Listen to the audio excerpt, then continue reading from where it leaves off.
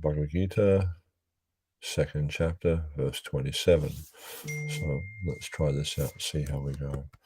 Jaya Radha Madhava Kunja Bihari, Jaya Radha Madhava Kunja Bihari, Gopi Janna Vallabha Girivardhari, Gopi Janna Vallabha Girivardhari, Yashoda Nandana Braja Jana Ranjana, Yashoda Nandana Braja Jana Ranjana, Yamuna Tira Vanachari, Yamuna Tira Vanachari, Jaya Radha Madhava Kunja Bihari, Jaya Radha Madhava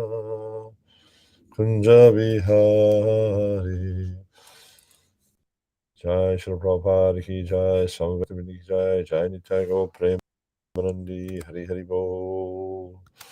Okay, so as I mentioned today, I'll be reading from Bhagavad Gita, chapter 2, verse 27. And I noticed that Krishnendra Prabhu is there. Hari Bol Krishnendra Prabhu. So I'll read the verse. Jitasya hidro mrityu dhruva janma mritasya cha tasmad apariharyayarte natvam sochitamahasi. Jitasya, of one who has taken his birth. He, certainly. Dhruva, a fact. Mrityu, death. Dhruvam, it is also a fact. Janma, birth. Mritasya, of the dead. Cha, also. Tasmat, therefore. Apariharaye, of that which is unavoidable. Arte, in the matter. Na, do not. Tvam, you. Shochitum, to lament. Ahasi, deserve. Translation. One who has taken his birth is sure to die, and after death one is sure to take birth again. Therefore, in the unavoidable discharge of your duty, you should not lament. Purport. One has to take birth according to one's activities of life, and after finishing one term of activities, one has to die to take birth for the next. In this way, one is going through the cycle of birth and death in this way, one is going through one cycle of birth and death after another without liberation. This cycle of birth and death does not, however, support unnecessary murder, slaughter, and war. But at the same time, violence and war are inevitable factors in human society for keeping law and order. The Balakurukshetra, being the will of the Supreme, was an inevitable event, and to fight for the right cause is the duty of a Kshatriya. Why should he be afraid of or aggrieved at the death of his relatives, since he was discharging his proper duty? He did not deserve to break the law, thereby becoming subjected to the reactions of simple acts, of which he was so afraid. By avoiding the discharge of his proper duty, he would not be able to stop the death of his relatives, and he would be degraded due to his selection of the wrong path of action.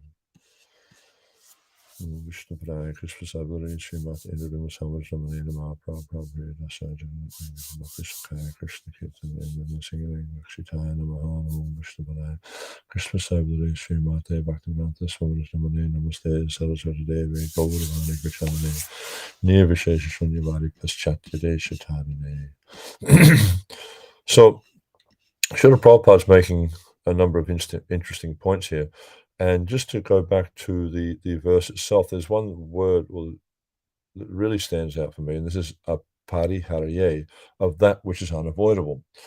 And we see here that Srila Prabhupada in the translation is talking about the unavoidable discharge of your duty. And Krishna is emphasizing in this section of the Bhagavatam, in this section of the Gita, Arjuna's duty. And how a Kshatriya has to carry out his duty. And actually we see in Vedic culture a very, very important part of life, especially for Kshatriyas and the Brahmanas, was that they had to act according to duty. And sometimes we see that when uh, you know, there's certain activities that a Kshatriya may have to do or a Brahmana may have to do, it may not necessarily be pleasant.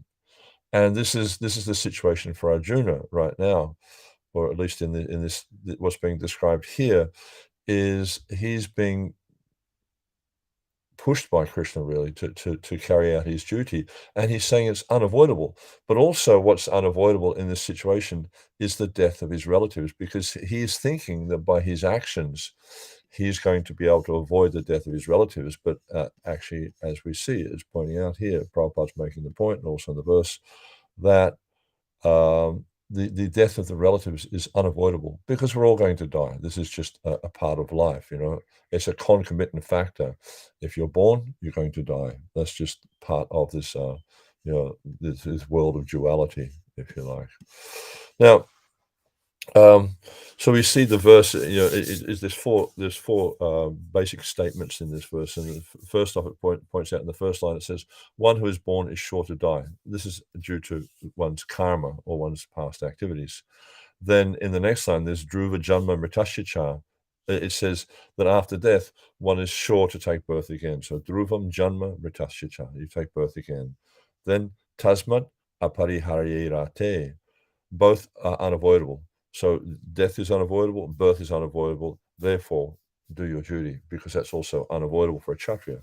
Kshatriya must do their duty. And then in the last line, it says, Natam Shochitam Asi. So this Shochitam means lamentation. He says, Natam, don't you lament. So Krishna is saying to Arjuna, even though these things may not be pleasant, what's the point of lamentation? And we see that if we go back to the first chapter, then in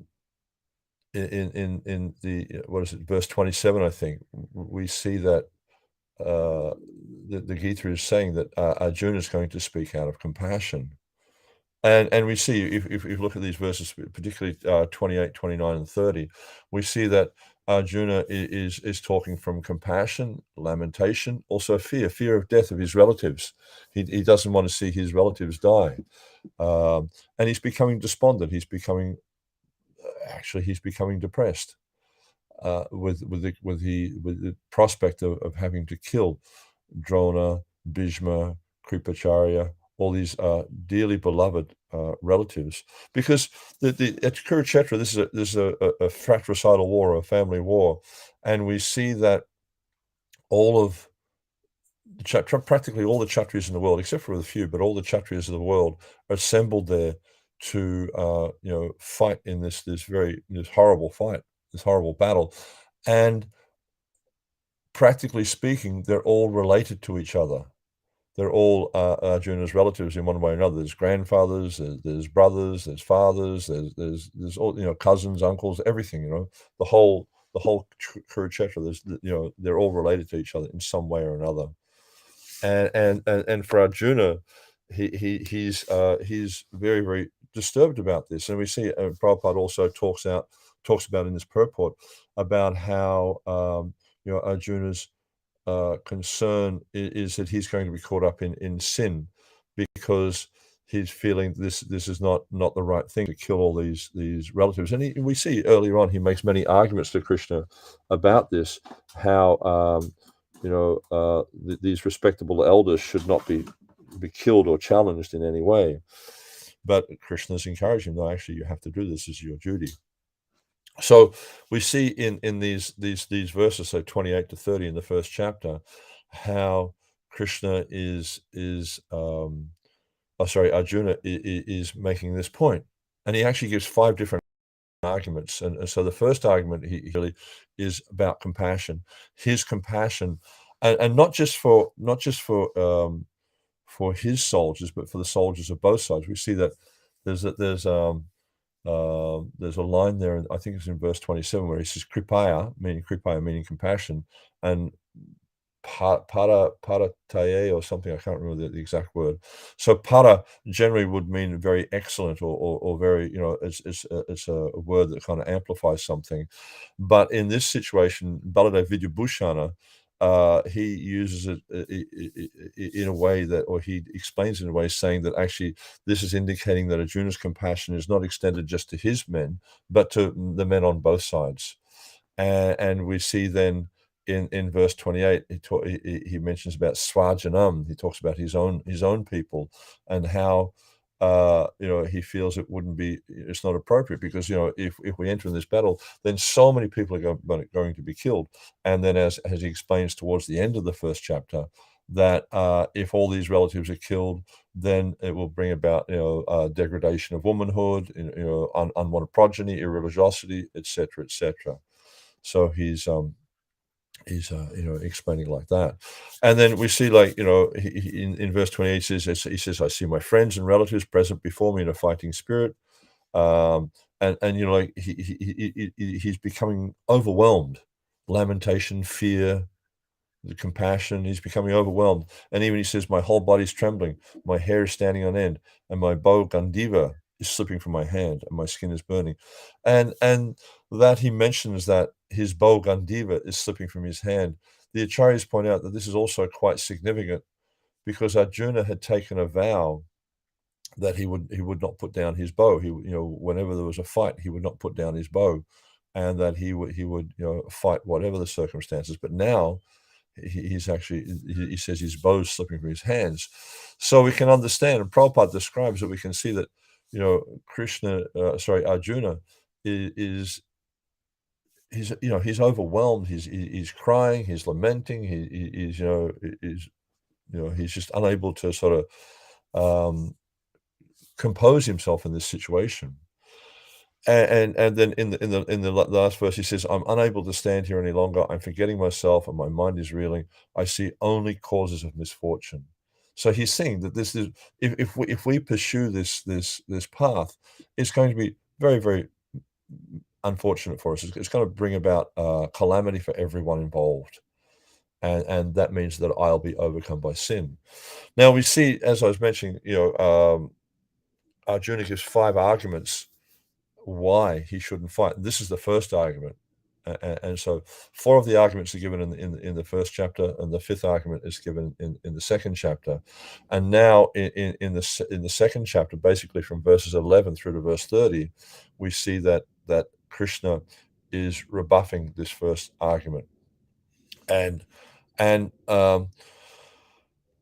basically, as we see here, he's pointing out that it's like, why are you lamenting about the death of your relatives?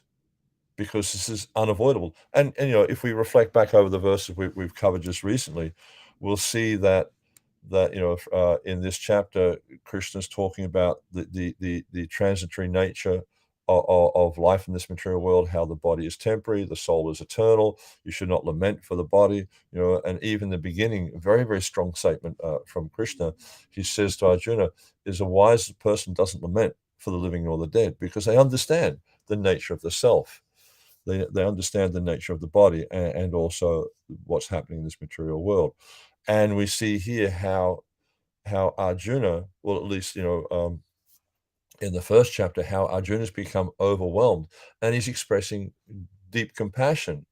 Now, and this is the real, for me, the real focus of this discussion here, or this what's going on in these verses is Krishna's addressing Arjuna's compassion. Now, compassion in and of itself, if it's properly um, placed, I guess, for want of a better way of saying it, properly placed compassion is not a problem, but we need to understand where to have compassion and what compassion really is. And we see here that Arjuna's compassion is focused upon the body, is focused upon him having these exchanges. This is actually his second reason, or his second argument, is enjoyment, because if he loses all his relatives and loved ones, how will he enjoy the kingdom? And this is where his compassion is focused. He's focusing on the body of the living entities. He's focusing on the external body, because he's saying, well, I won't be able to, like if Bhishma is killed, if Drona is killed, how will I be able to, enjoy the kingdom? How will I be able to go on without them? So it's all focused on this external body, and this is actually a material conception. If we are compassionate upon the material body, it means we're not understanding the actual nature of the self. It means we're not understanding our situation in this material world or the situation of others, because we're thinking that uh, the self is the body, or the body is the self. And as I was saying before, Krishna explains earlier on, I think it's in verse 7 of this chapter, that those who are wise lament neither for the living nor the dead, because they understand that the living entity is just going through a repeated cycle of birth and death. This is inevitable, as long as one is in this material conception of life, and to lament just because one is passing from one body to another. As Krishna says early on, the living entity passes from boyhood to youth to old age to death. And he says a sober person is not bewildered by such a change. We see it's just a change. It's just like we see summer and winter seasons. They come, they go. Right now it's winter, so we're experiencing discomfort because of cold, so we turn on a heater. And but we don't lament about these things. We don't think, well, I'm going to give up my duty. Actually, some people may, but we should not be thinking, I'm going to give up performing my duty because it's too cold. I'm going to give up performing my duty because it's too hot. Prabhupada also explains this, that we see, especially when you go to places like Calcutta, and you can see, early in the morning, if you're out and about around, 6 or 7 o'clock in the morning, you'll see that, many people are out on the streets bathing. And they bathe whether it's very, very hot or very, very cold, because they understand it's part of their religious duty is to bathe in the morning. So every morning they'll go out there and they'll bathe, no matter how cold or how hot it is. And Prabhupada also explains that, the wife, she will cook, even in at the heat of the summer, because it's her duty to care for the family in that way. And so we see that this is a very important part of Vedic culture, is that to understand what is our duty, and to act according to duty. And this is a point that's being emphasized in this verse.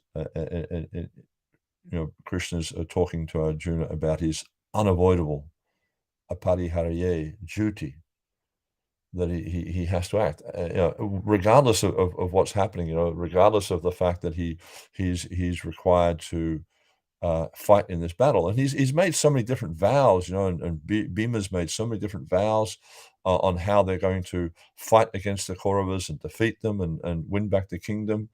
And then to make all these vows, to make these promises, and then go back on these promises, or to renounce these promises, as we see Krishna says to Arjuna. I think it's later on. I can't remember exactly where it is.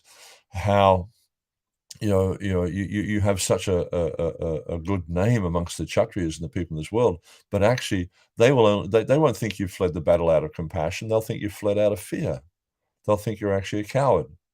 And in this way, Krishna is trying to incite Arjuna, trying to inspire him to get serious and take up the challenge. But Arjuna is feeling very, very weak and afflicted. But so this compassion that Arjuna is expressing, as I'm saying, this is material compassion, and is causing him to want to give up his duty. And as we see Krishna saying, your relatives are going to die. You're going to die. We're all going to die. This is just a fact of life. It's a concomitant fact of life, is that for one who's born, death is certain. And Krishna makes this point earlier on. And so, by making all these points about the temporary nature of the material body, about how, for one who's born, death is certain. For Krishna talks about, Dehina swimyata dehe komanam yovram jaratata dehantara diras tattara namuyati. That as the body passes, in living entity, this body passes from boyhood to youth to old age. The soul similarly passes into another body of death. So a person is not bewildered by such a change. And then also he talks about there's another verse there where Krishna talks about the non-permanent appearance of happiness and stress, are like the appearance and disappearance of summer and winter seasons. One must learn to tolerate them. So, without being disturbed. So Krishna, we can see he's using all these arguments to really, speak strongly to Arjuna that actually this is what your duty is. This is what you must do because you're a Kshatriya. Kshatriya has a particular duty, therefore fight. And we'll see later on in the fourth chapter, Krishna very strongly says to Arjuna that now, therefore, armed with knowledge, tasmadagana sambhutam, stand and fight.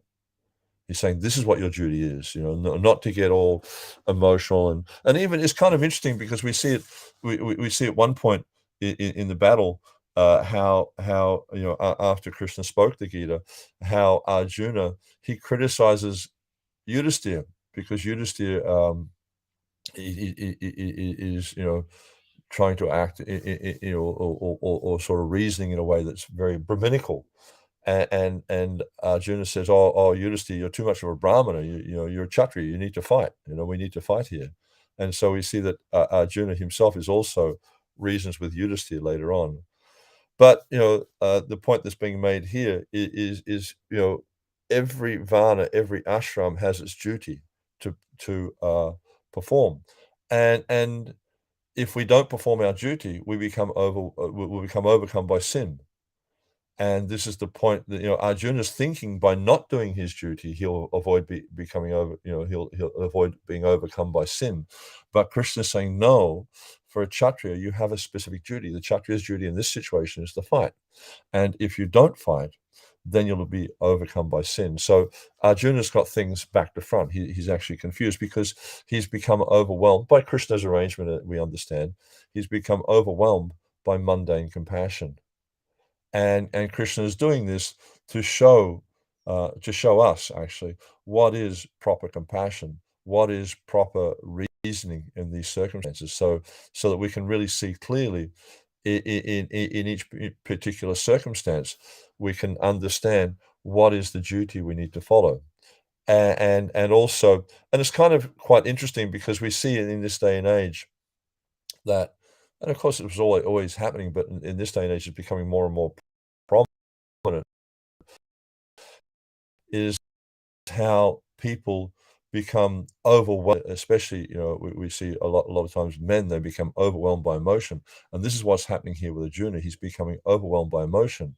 And then when one becomes overwhelmed by emotion, then they tend not to think so clearly. They tend not to make a few decision making in a in sort of difficult circumstances. Actually, I read a book about this many years ago, about how to make good decisions when the chips are down, I think, or something like that was the title of the book.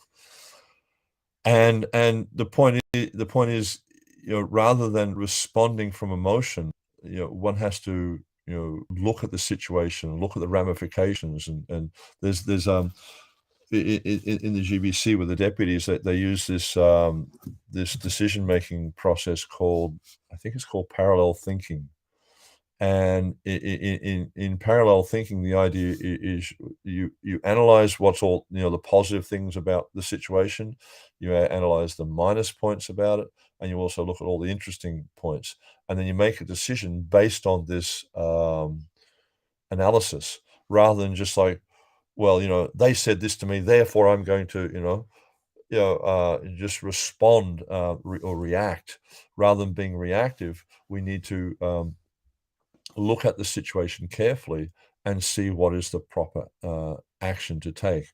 And this is what Krishna is explaining to Arjuna here: is don't just react, don't act out of emotion, because this is what Arjuna is doing. He's just acting out of emotion.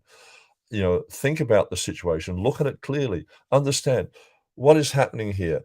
These people on the opposite side, they are acting adharmically. They're acting out of personal gratification. They're acting out of desire to usurp a kingdom which is not rightfully theirs. The kingdom rightfully belongs to Yudhisthira. and so they're acting in a way which is very irreligious.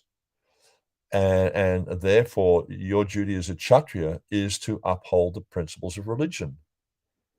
This is one of the main duties of a Kshatriya, is to see that others are following their religious principles properly. And of course, we understand religious principles are going to be different for different people. For a Kshatriya, they'll have particular religious principles they have to follow, which means sometimes they have to resort to violence, which means sometimes they will need to kill people, they will imprison people, they'll tax people, things like that.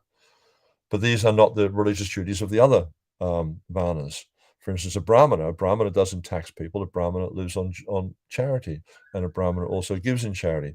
A Brahmana studies the scriptures, teaches the scriptures, worships the deities, teaches deity worship, and through the Kshatriya makes his living through taxing his citizens, whereas the Brahmana makes his living through teaching shastra, through teaching deity worship, and through accepting charity. And we see that each of the varnas is going to have a different duty. Where we see, like with the Vaishyas, that their duty is to maintain to maintain the Brahmanas, and to maintain brahmacharis, sannyasis, etc. And then we see with the Sudra, their duty is simply service to the other varnas. So each of the varnas has its role, each of the varnas has its duty. And also we see in the different ashrams, the different ashrams, like primarily we see, for instance, with the Grihastha ashram, the duty of the Grihastha ashram, or one in the Grihastha ashram, is to maintain the other three ashrams, the sannyasis, the vanaprasthas, and the brahmacharis. So, and this is one of the hallmarks, if you like, of the varna ashram system, is duty. Is to understand what our duty is, and to follow our duty, and in this way, by following duty, then we can overcome the effects of irreligious activities. We can overcome the irreligious influences, and especially in Kali Yuga, we see these irreligious influences are very, very prominent. And so this is a very, very important point that is being made here about duty, and Krishna's saying to Arjuna, by avoiding a duty, okay, don't fight, that's fine, but um, you're not going to stop the death of your relatives. And even if we fast forward to the 10th chapter, we'll see, because by the 10th chapter, Krishna still hasn't been able to convince Arjuna that his duty is to fight. The whole Gita essentially is about convincing Arjuna to act according to duty. And so Krishna, he explains what his duty is. He explains what the role of a kshatriya is. So many different elements he's explaining here. And finally, we see in the 18th chapter, Arjuna gets it when he says, "Kadashe vachanam tava." He says, "I'll act according to your words." But we see in the 10th chapter even how Krishna is showing Arjuna, because he's explaining to Arjuna here in the 2nd chapter that all these persons are killed by my arrangement. You just have to fight and take the glory. But then we see in the 10th chapter, no, sorry, the 11th chapter, not the 10th chapter, the 11th chapter, how Krishna shows Arjuna his universal form. And then when Arjuna sees the universal form, he sees all the warriors on the battlefield, except for the Pandavas, entering into the mouths of the universal form and being crushed in his teeth. And then he starts to understand, oh, okay, this is what's going to happen. Is these persons are already, by Krishna's arrangement, they're already killed. So it takes Krishna quite a bit of endeavor to convince Arjuna to act properly. And this is a very, very important instruction in the Bhagavad Gita for all of us, is to understand what is our duty, to understand how to act properly in this world, so that we can quickly advance on the spiritual path. And also we see how in this verse it's also talking about birth and death, because and Krishna in earlier verses, he also points out about the non-permanent the non-permanent nature of the self, and talks about how a wise person understands the permanent and the non-permanent, and if we look at birth, what birth is really is a combination of the eternal living entity, the eternal Atma, spirit, soul, and the non-eternal material elements, the body, the senses, and the karma, combination of these things. And then death is simply a separation from the eternal Atma and the non-permanent body, senses, etc. And one's birth and death is arising from one's past good or bad deeds. So, what if one's performed good deeds, they get a good body. If they perform bad deeds, they'll get a body that's, not so pleasing or so favorable for whatever. So, and Krishna is explaining all these things. This whole second chapter to this point, we see how Krishna is explaining this to Arjuna in so many different ways. Ultimately, to help him understand there's no need for lamentation because he's doing his duty. And as long as he's doing his duty, he's situated in religiosity. Therefore, there's no need for lamentation. There's no need for this mundane compassion. And Krishna also, he makes the point earlier on that um, the death of not just his relatives, but the death of everyone is inevitable. He said, as the body, as a living entity in this body passes from boyhood to youth to old age, the soul similarly passes into another body at death. So he's explaining to Arjuna that the different transitions that the living entity goes through, and these are inevitable, they're unavoidable. Anyone who's past 50 is very aware of how time is marching on. Of course, when we're in our teens and our 20s and things like that, it's almost like we think we're going to live forever and we think we're indestructible. But then as we get into our 40s, our 50s, our 60s, whatever, we start to become more aware of how the body is deteriorating and how time marches on.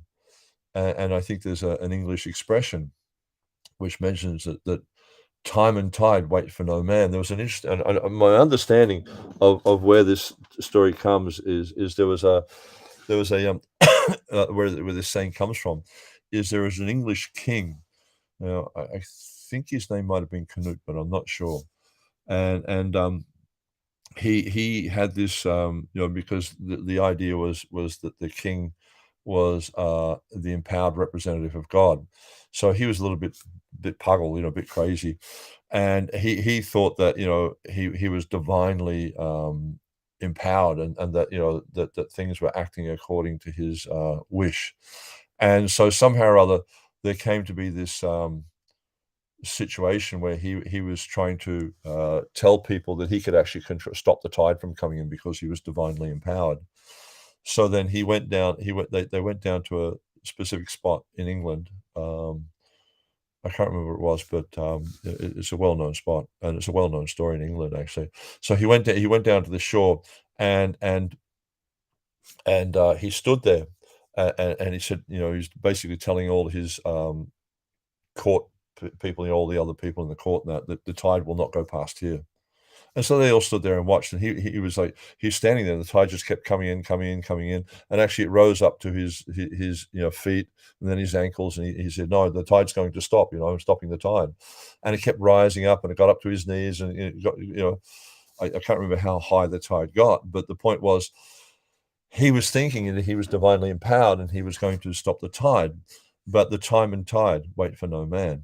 So we can see from this this example how that even we may think we're so powerful, or even though we may be so powerful in this material world, and we can look back through history and we see many, many very, very powerful persons, Napoleons, Caesars, whoever, very, very powerful persons. Even we see Bhishma Dev and Arjuna and Shantanu and Karna and all these persons. Where are they now? Time and tide wait for no man. Time will tick on, and we see that it is like, sometimes people are immersed in lamentation because whatever's happened, etc. But and they get all caught up in their problems. But time just marches on. So there's really no point in getting caught up in all these minor kind of calamities that happen to us in this life, but just understand the nature of this world and how we see how time is just marching on. Time is just marching on. It doesn't stop. You know, sometimes you hear people say, "Stop the world. I want to get off," but you can't do that because it's just we're in essence we're imprisoned here, and because of the influence of time, things are just going forward, and we'll see that every living entity enters into the abode of death. And all Arjuna's dearly beloved, Bhishma and Karna, Drona and Kripacharya, all his brothers, all his dearly beloved relatives of whatever stripe, they're all going to enter into the boat of death. And we see, we know that at Kurukshetra, at the end of the battle, only a handful of warriors were left. Very, very small amount. All the Kauravas were killed, and the Pandavas, and I think Kripacharya, Ashvatthama, and Kritavarma were also left. But apart from that, everyone else was killed. And this is just and of course people are going to be absorbed in lamentation. Oh, my loved ones have died, etc., etc. But it's inevitable that we're all going to die. So this is the point. Is Krishna saying that there's like no point having this compassion for the body because this is inevitable. If we want to have any kind of compassion needs to be for the self. And this is the whole point of the Krishna consciousness movement, is compassion for the living entity, but not mundane compassion based on the body, compassion based on the nature of the self, and helping the living entity to understand its true nature and to understand its true role as an eternal, as Lord Chaitanya says, Jivera Surapahoy Krishnena Nityadas, Krishnera Tatasta Shakti Beda Bed Prakash. That the living entity's situation is they're an eternal, a manifestation simultaneously one but different from the Lord.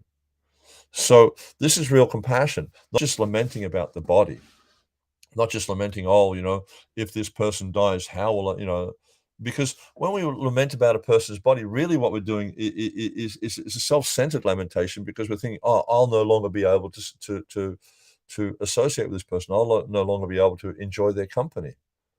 In some ways, we can see it's a very self-centered compassion or lamentation.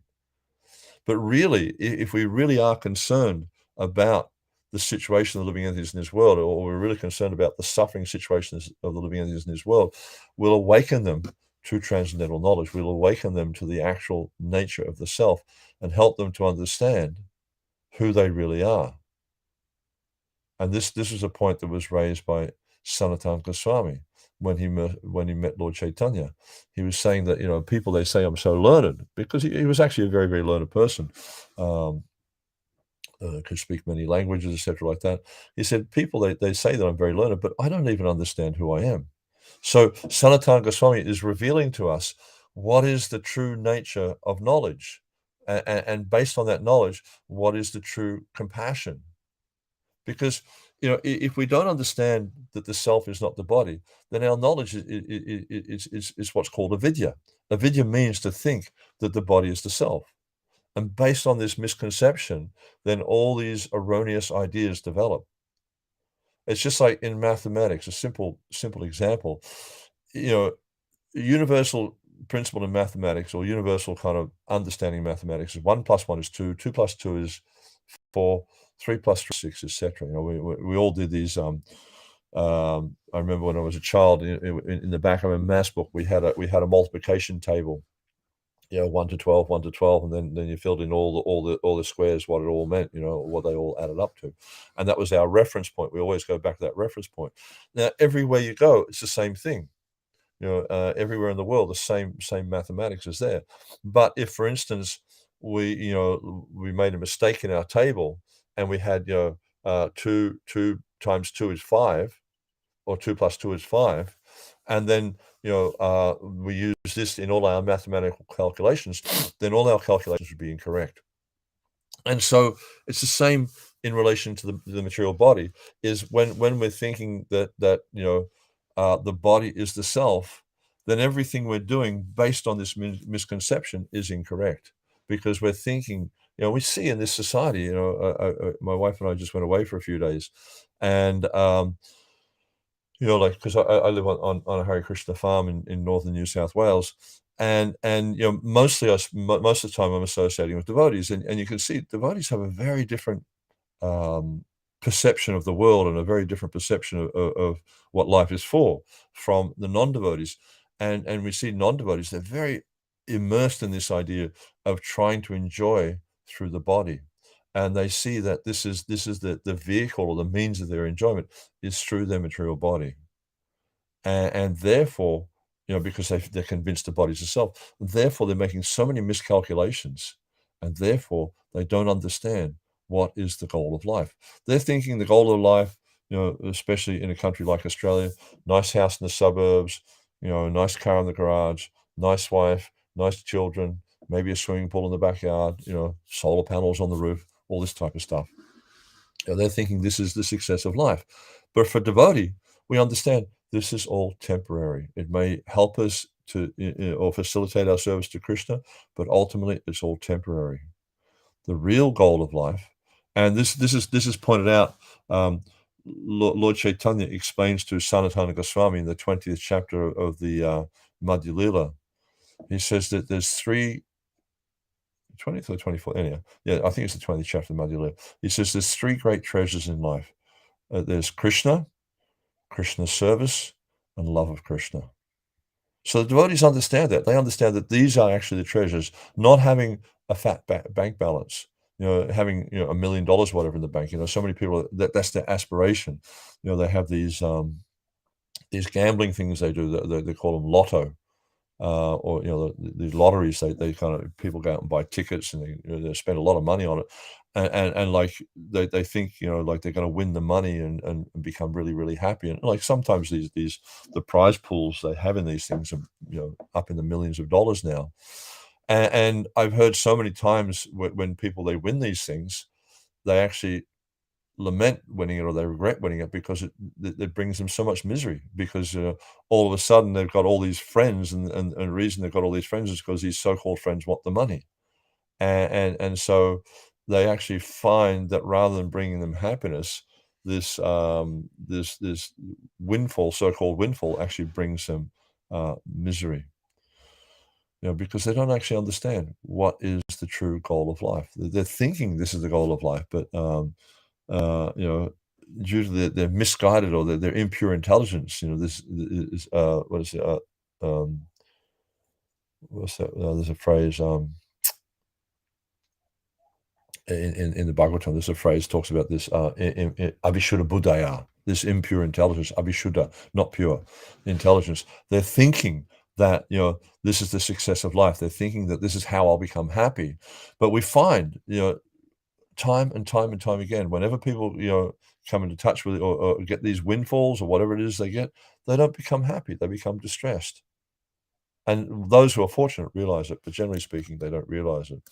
So we can see that actually the real benefit, or the real goal of life, if you like, is that one understands the nature of the self, the nature of the Supreme Personality of God, how to serve Krishna, and ultimately to achieve love of Krishna. So thank you all very much for your time. I'm not sure how we go about questions. I guess there is no option for that. So I'll finish there. Hare Krishna. Glories to Srila Prabhupada.